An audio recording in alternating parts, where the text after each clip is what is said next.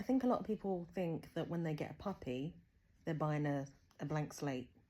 And, you know, that puppy will become whatever they create. But that's not completely true. You've got to think about nature and nurture. If you have a puppy that comes from a female that is stressed out, living in a home where her needs aren't met, or perhaps she's just in an environment that causes her stress, then that cortisol in her system will impact the puppies inside her womb. And then even after that stage, once they're born and they're in their neonatal stage, before you even meet them, they are learning about the environment and they're getting used to what is scary and what is not, what is normal and what is terrifying. So if they're removed from their mother too early, they can have serious attachment issues, or if they are not gently exposed to different aspects of life in a really positive way in that period, they're going to have a lasting impression of what these things are. If they bred from dogs that already struggle with anxiety or other physical health issues, they may well have these as well. So before they've even come to you, there may be damage that has already been done to these puppies. And you can do lots of counter conditioning and desensitization work, sure, absolutely, but not everyone's willing to put that work in.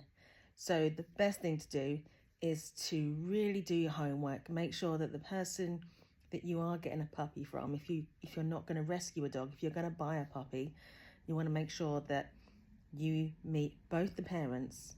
It's not good enough just to know that there was a stud dog out there and that he's really popular, he gets used a lot. He might be used a lot, but he might have bad genes, or he might be stressed out, or, you know. So you want to meet mum and you want to meet dad, and you want to be visiting them a few times to be able to see what they're like and to be able to kind of gently handle the pups while mum's there. If mum is reacting badly to that, that's not a good sign. That's showing that she's got some issues around, you know, anxiety, resource guarding, stress, whatever. Just because someone is registered with the Kennel Club doesn't mean that they're a good breeder.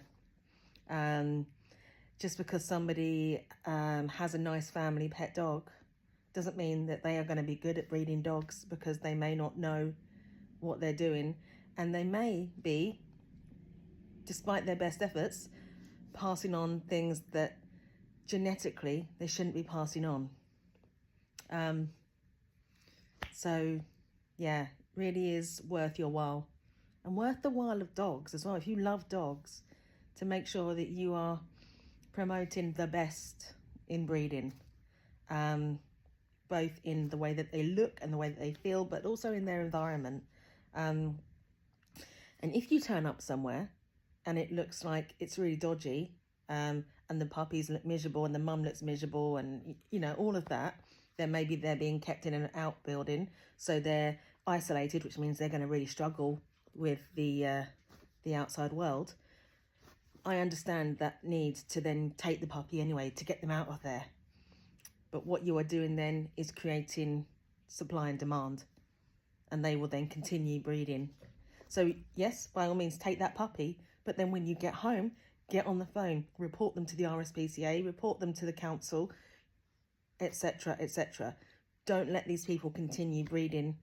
Even if you're not sure, if you get a bad vibe about it, the worst that can happen is they go and check them out.